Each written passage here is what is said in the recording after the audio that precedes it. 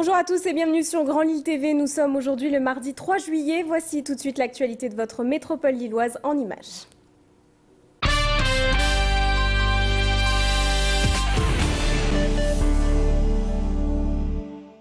Christiane Taubira, garde des Sceaux, était à Sequedin lundi après-midi.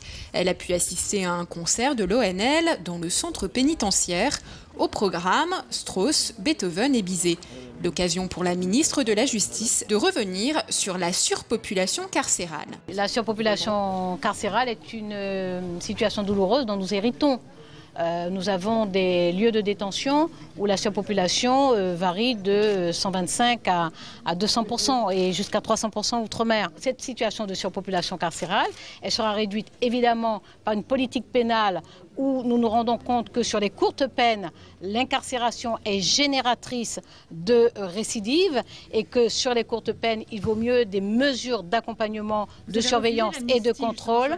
Une trentaine de femmes étaient réunies. Pour elle, la musique, c'est une bouffée d'oxygène. Les spectacles, tout ça, c'est pour nous une chose extraordinaire, parce que et là, sincèrement, cet orchestre nous a, pour moi personnellement, ça m'a vraiment fait évader psychologiquement et ça fait vraiment du bien d'écouter de la musique classique comme ça, c'est vraiment joli, quoi. Très magnifique concert, jamais j'avais eu l'occasion de le voir. Donc j'ai beaucoup apprécié, surtout que j'aime beaucoup la musique. Alors oui, je me suis évadée là. Ouais.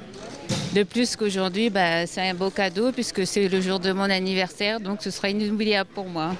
Quant aux syndicats, c'était la déception. Ils pensaient rencontrer la ministre de la Justice pour évoquer avec elle notamment les conditions de travail des personnels pénitentiaires. Ils n'ont pu rencontrer que sa conseillère technique.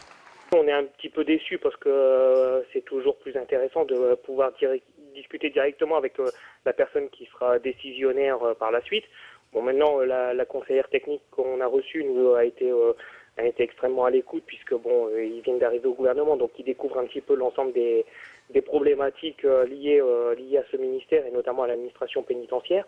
Maintenant, on va attendre la suite, mais pour être honnête, les annonces ou en tout cas les orientations qui nous ont été présentées ne nous laissent pas présager que la surpopulation va diminuer dans les mois à venir.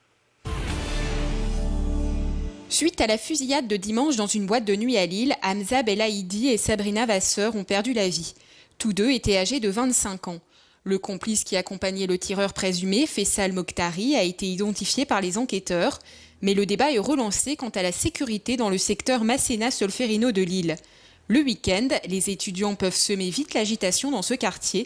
Nous avons joint par téléphone Roger Vico, adjoint à la sécurité de Lille. Cette discothèque était ouverte depuis très peu de temps puisqu'elle a ouvert ses portes en février dernier. Et depuis février, c'est-à-dire depuis 4 mois, nous n'avions absolument aucun problème avec cette discothèque. Les problèmes auxquels nous devons faire face dans la vie nocturne lilloise, on les connaît bien et c'est vrai qu'ils s'accentuent depuis quelques années. Ce sont les problèmes liés à la consommation d'alcool chez notamment une clientèle jeune, mais l'utilisation d'armes lourdes dans des circonstances telles que celle-là n'est heureusement absolument pas représentative d'un mouvement qui serait en train de se développer à Lille. Le Tour de France est arrivé ce mardi dans la région. Ville de départ, Orchy, ville d'arrivée, Boulogne-sur-Mer. Une étape de 197 km. Le Tour de France, c'est plus de 3497 km. 20 étapes avec 5 de montagne. Et pour ce 99e Tour de France, les fans du vélo étaient déjà là très tôt pour voir le maillot jaune. On attend que les bus des coureurs arrivent pour aller les voir descendre des bus, préparer leur vélo, ce qu'on avait déjà fait à Liège dimanche matin, donc on espère les revoir une nouvelle fois avant le départ. Oh, c'est formidable, il y a beaucoup de monde et le Tour Caravane, oui, on aime ça beaucoup.